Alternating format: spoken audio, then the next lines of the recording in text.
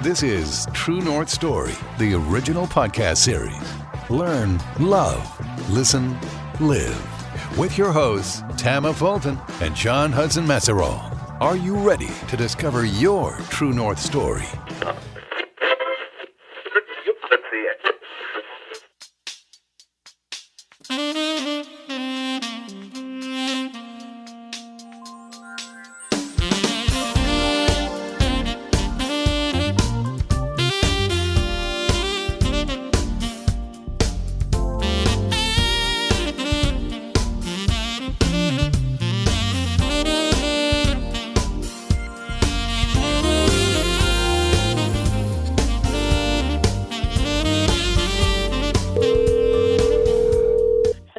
Is this True North? It is True North Story. And your hosts, All right. Tama Fulton and John Hudson Messerall. Hey, Hey, guys. How are you? how are you? Doing well. Thanks, John. You know, a friend told me about you guys, and I've been researching, what's Uh-oh. Tim and John all up to? You guys are everywhere. It's awesome. We're here with you right now. We're living in the moment, and we're Exactly. loving it. That's great. Congrats on everything. This is a very exciting True North Story podcast, and thanks so much for having me on. Well, thank you, Justin, so much. It's been so great to connect with you and to learn a little bit about you. And one of the cool things we noticed right off the bat was that you and John have the same alma mater. Valparaiso University, huh? Yes, I had a great time playing. I played a little baseball there. Oh, did you And, really? Great school. The state of Indiana was a lot of fun. So January, the beginning of the second semester was always a little brutal in the temperature department. I mean, cutting across the tundra in the dead of winter was always a bit challenging. But I lived in the fraternity houses, so I was down on Mound Street. So you'd have to walk up, right, hook a ride with one of my fraternity brothers, and who miraculously, and I know I'm older than you, but we're also baseball. We had a lot of baseball players, actually. yeah, we Yeah. had some good times at. We had some good times in the fraternities and there. A lot of parties there. That was a good time. Bringing back the memories. I'm like, Yeah, see, right? I tried the athletic thing and it was fun, but I had to not go the baseball route because I was studying pre-med at the time, and it was just insane how much Yeah. time was needed and how much time was needed in athletics. So I give a lot of credit to those in college sports. They really put a lot of hard work in. Well, let's back up just a little bit here from college and find out a little bit about Justin. Were you from the Midwest originally, Justin? Yes, from Detroit, Michigan originally, and spent Wow. 27 years there. Yeah, loved all the different types of music. Motown music was, of course, born there, and just so much history of music.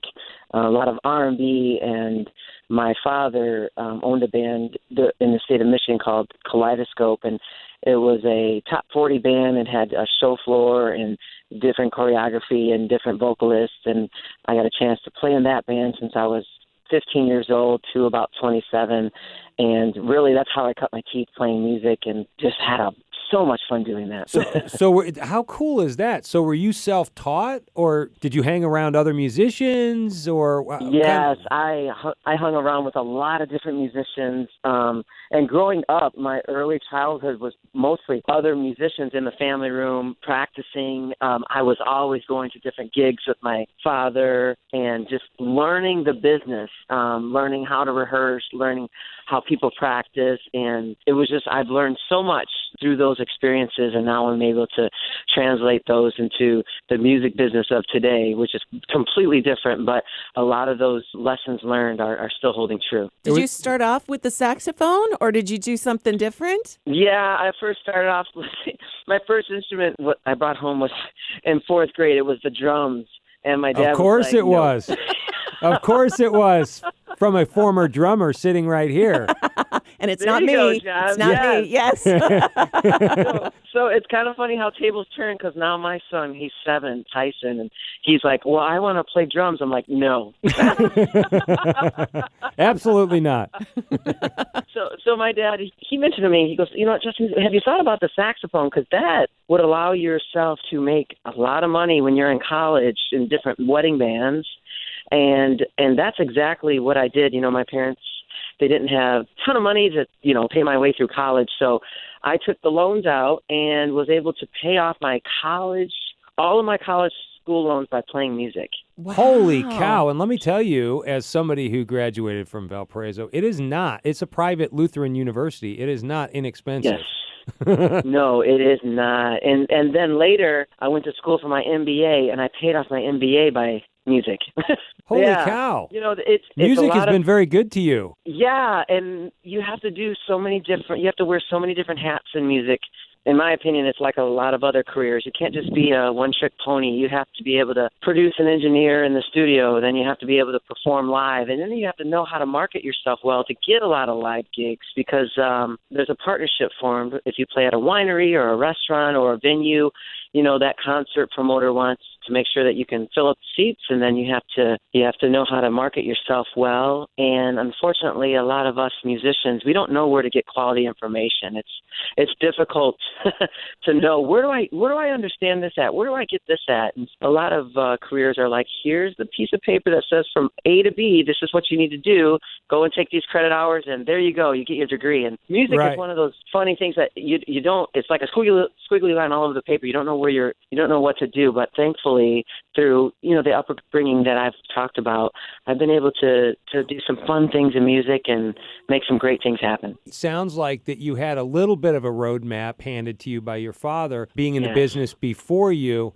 And this is going to provide a lot of value to our audience and listeners, because one of the things Tam and I are really excited about with True North Story is that when we have guests on and they share their journey and they share their story and they share what's worked for them and trying to incorporate a True North journey into their lives, we want our audience to be able to pick takeaways from you that maybe there's a musician out there that's going, I really don't know. And, oh, that's awesome that you said that, because it's something that they can apply in their own lives. And the music business is one of those things, I can only imagine, so baptism by fire for a lot of people. And it's like, try something that works. It doesn't work.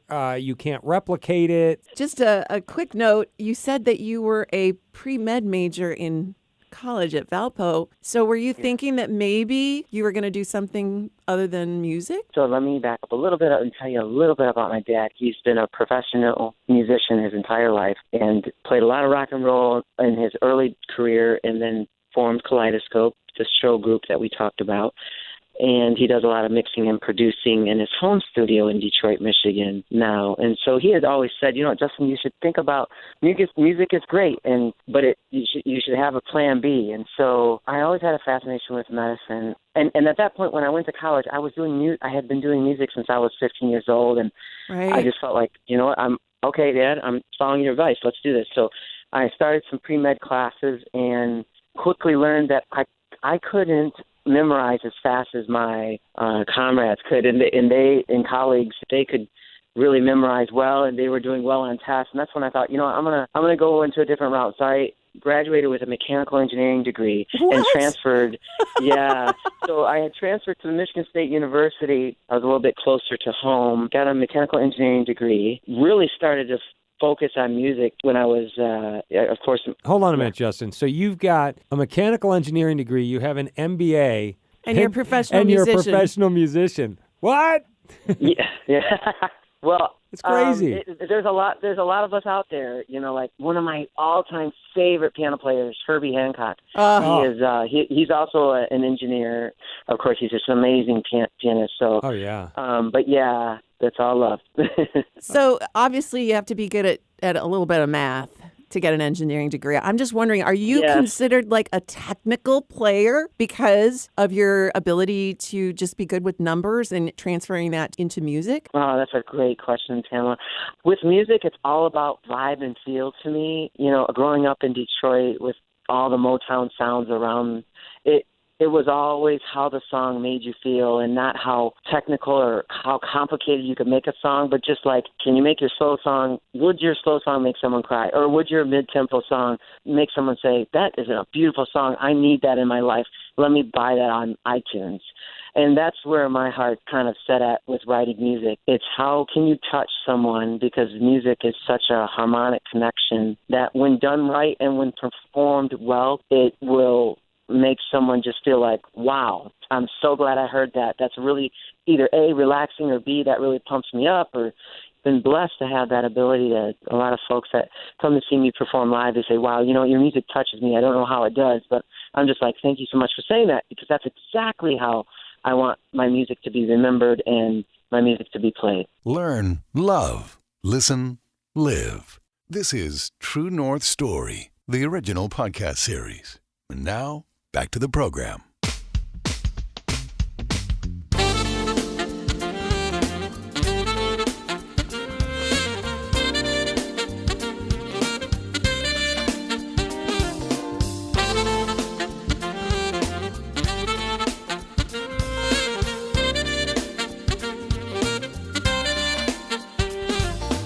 Tam and I were just talking about this earlier today. So much of the music, new music today, sounds so similar, and it sounds so heavily produced, and you can't tell the artists apart in a lot of cases, vocally. Sure. What are you seeing in music? Because I love the fact that you're talking about that connection, that emotional connection. Mm-hmm. That's the music that Tam and I grew up with. I mean, bands, and it just seems like it's kind of missing in the music today. Yeah, and there's a lot of great artists today that are doing a great job. But you're right. Growing up in Detroit, one of my favorite bands was Earth, Wind and Fire, and Chicago. Yes. Yes. I could keep going here, but Kool and the Gang and the Gap Band.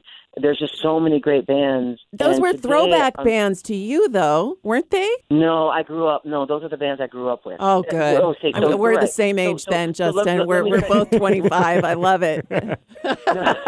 Well, here, I was born in the 80s, but my dad being a professional musician, the songs in the show group that we performed in had to make someone either stop in a casino where we were playing at, or had to be their all-time favorite song, to get recognized as a show group. Not everyone's going to go listen to a band and want to hear just one certain type of music. So we covered a broad range, and a lot of the songs that are popular are from that era. Yeah, I grew up with Earth, Wind, and Fire, and just listening to all this, even though I was born in the 80s, that was my measuring stick. And so my latest album that's coming out in November has a vocalist from Earth, Wind, and Fire on it, Sheldon Reynolds. And so, how great is that? And so recording music, this new album called Blue Soul that's coming out next month, did away with the computers in the studio and just went back to the basics of like my favorite bands, like Earth, Wind, and Fire. You had live instrumentation, you had live drummer, live bass player, live guitar player, live keyboard player, all in the same room, all vibing together, trying to get that harmonic connection out, right? So it's a feeling thing that you feel, and you're like, whoa, this sounds really good. What is this hitting me? And so that's what Blue Soul to me. I try to combine like the gospel with the R&B, with a little bit of pop, and of course jazz, and have that come back and really make a connection with people, because the technology is great, but the technology part isn't making us socially better. Like there's lots of social networks, but they're not making us tighter socially. They're just kind of there, in my opinion. So I can have 1 million friends on Facebook, but you have either 5 or 6 really strong friends, and then the others you kind of like, yeah, I like their stuff. It's a little bit different. I know exactly what you're talking about. You just totally made me think of something. Tam and I watched recently. I've seen it before, but I just loved it. It was the movie that Dave Grohl did, Sound City, about the recording studio in California. Oh, yeah. And the board and all of that. And I remember, I think it was Tom Petty's band members. Oh, yeah. They went in and they had booked recording time at Sound City, and he says in the movie, he's like, all of a sudden we had to play. When they're recording on tape in the sound booth, there's nowhere to hide. You know what I mean? You either have the ability and the talent or you don't. And he's like, when you go back and you hear yourself play, he's like, gosh, we really suck. The first real Heartbreakers jam to just feel each other out was at Sound City. The studio was fine, but we just didn't have our shit together. We weren't ready. We didn't have the songs. We didn't really know how to play that well. This is how you make records. It was cruel because it sounded so real. And you go into the control room and they crank up through those speakers and go, man, I suck. I tell you, the vocal mic is just a little bit loud. That no frills, no effects, no place to hide, everything coming out of an amp or everything coming right out of a speaker or right off a microphone. That approach, that was Sound City. You know, so many of the bands back in the day, that's what they did. And they had to be good. And that's why they sounded good. And I think sometimes we rely a lot on technology, and that's a good thing for a lot of different things. But certainly in music production, Trent Reznor talks about that a lot too from Nine Inch Nails, about that, you know, you can do stuff electronically and all of that stuff, but it still doesn't ever replace the ability. You're exactly right, John. Exactly right. Yeah, in fact, in that documentary, Dave Grohl, they talked about how many hours they had to lay down that Tom Petty song in the studio, and it was over like 5 or 6 or 8 hours of playing straight. And the producer knew, hey, you know what, you guys are getting better, and that's exactly what it takes. You can't just have one person at a laptop.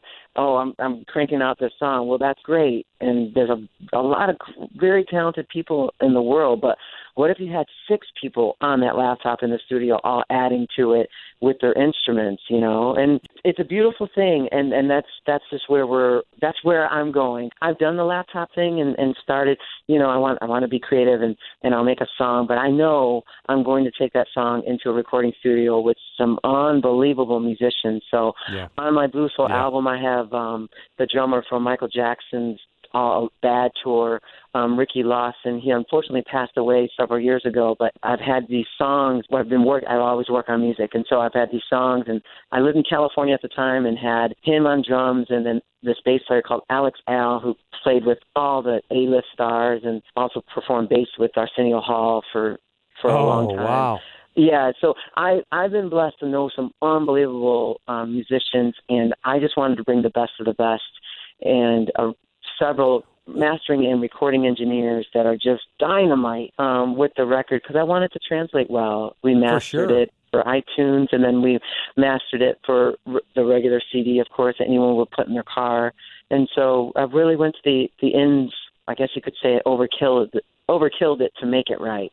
Well, and you know what? Anyone who knows, like, listens to horns specifically, like, you know, Chicago you mentioned earlier. I mean, in their early music, think about the Chicago songs, how prevalent and prominent the horns are in their music. I mean, yes, Peter Cetera's got an incredible voice, but those horns, they come out of nowhere. It's like, it's uplifting. So I get that you want the best mastering quality. You want to represent that. Do you see horns accompanying music making a comeback? I see so much electronic, but I don't see a lot of horns. Do you see that?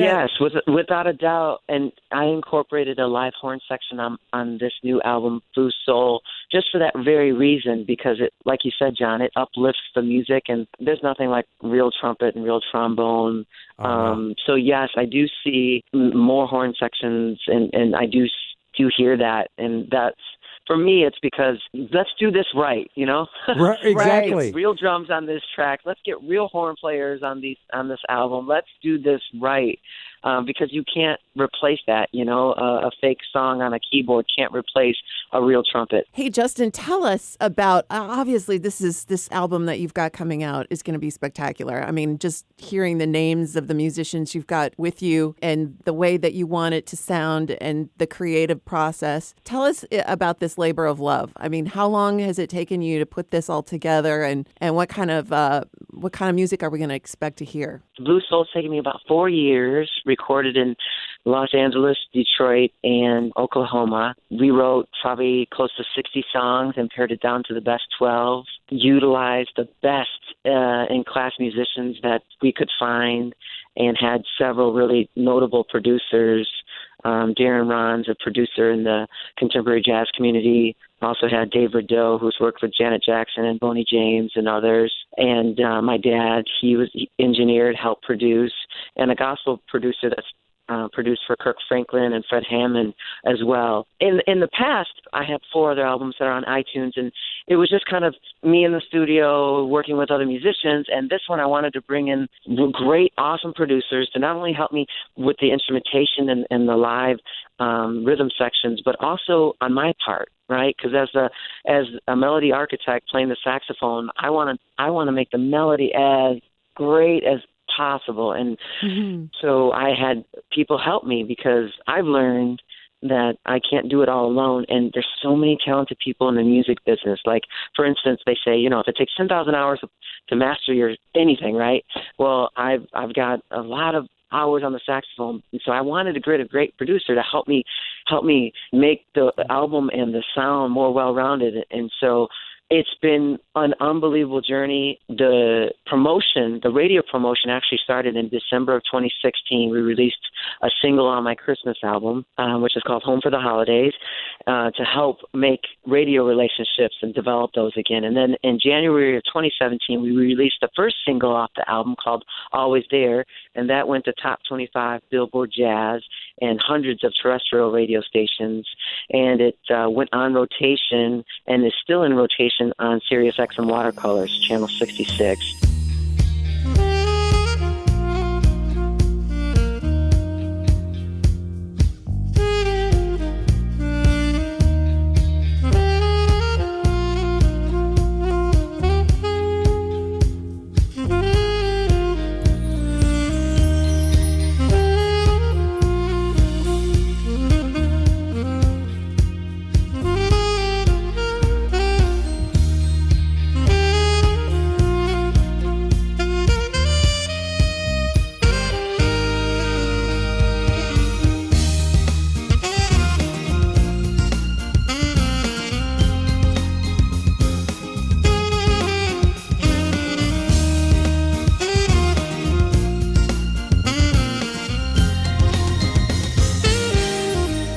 And then about 8 weeks, so then we let that ride from January, February, March, and April.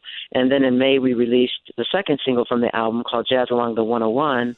And that did really well. Got on Sirius XM Watercolors and is currently in rotation on that.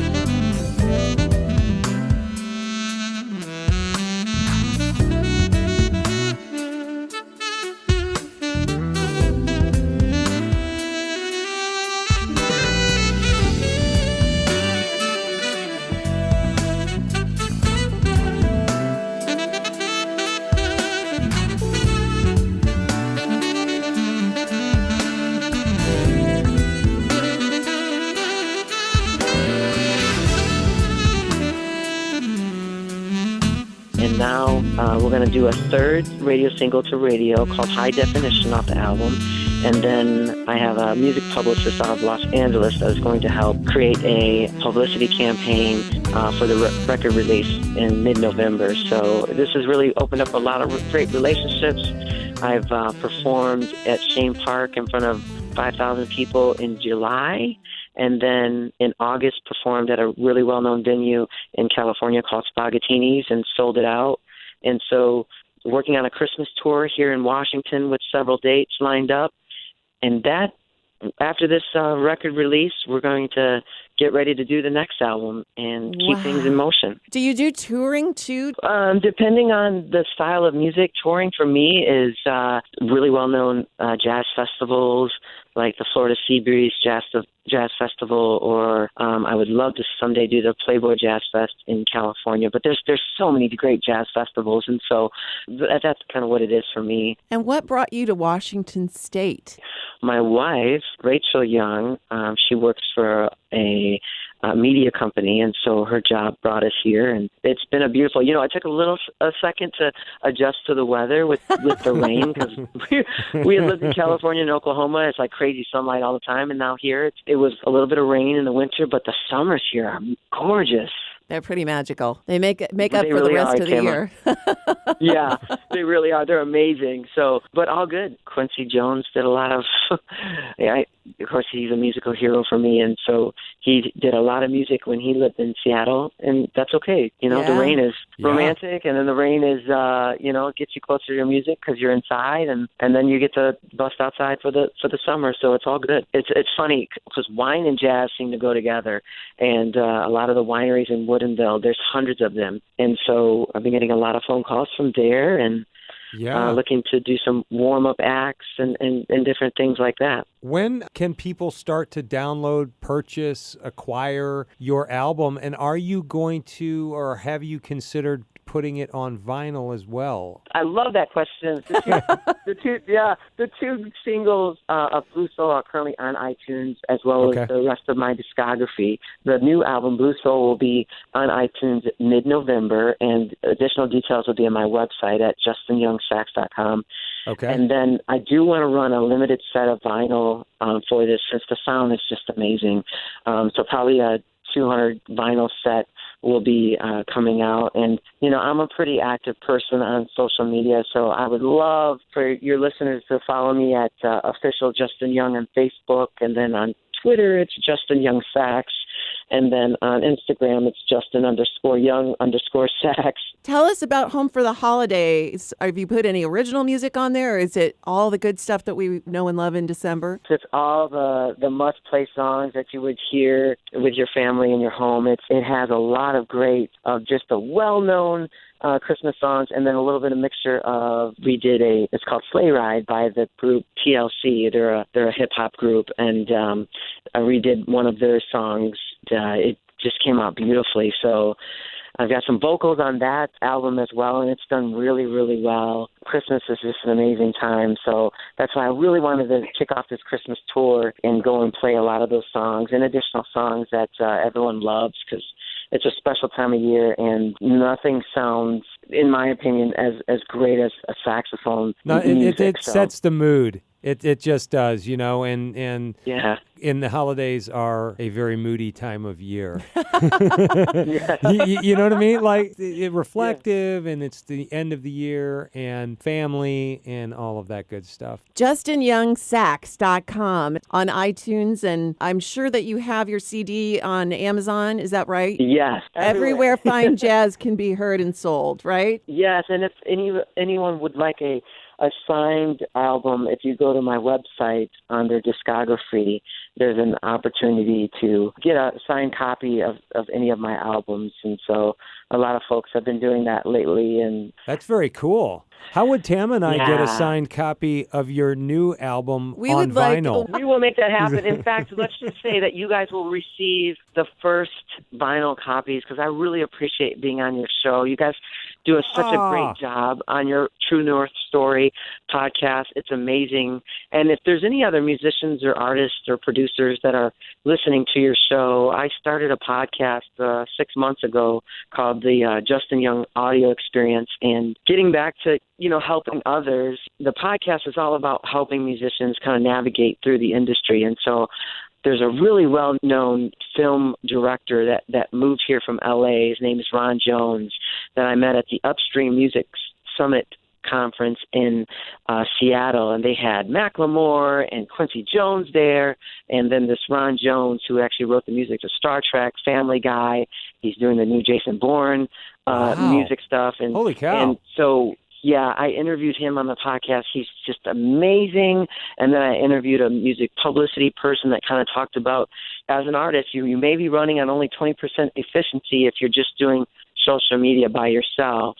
There's he called it 5 arms. There's radio promotion, there's of course, social media. There's retail marketing. There's, of course, marketing yourself well. And then the last one is just having great music, because you can't do the great marketing without the great music. And so a lot of times as musicians, we may be only operating on 20% efficiency, and we would never know because we're not given a roadmap all the time, and we're just busy trying to make great music. And so if there's anyone that's interested in checking it out, it's the Justin Young audio experience.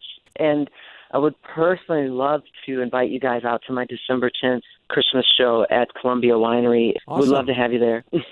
Well, thank Wonderful. you so much. Thank you, Justin. I consider you now a true musician friend, and I wish you all the best. John and I both for sure. do. Absolutely. And we cannot wait to download your next album coming out mid-November, and we'll be looking for Justin Young to do great things. Okay, we'll see you guys. Thank you for listening to True North Story, the series. And tune in next time for another True North Story.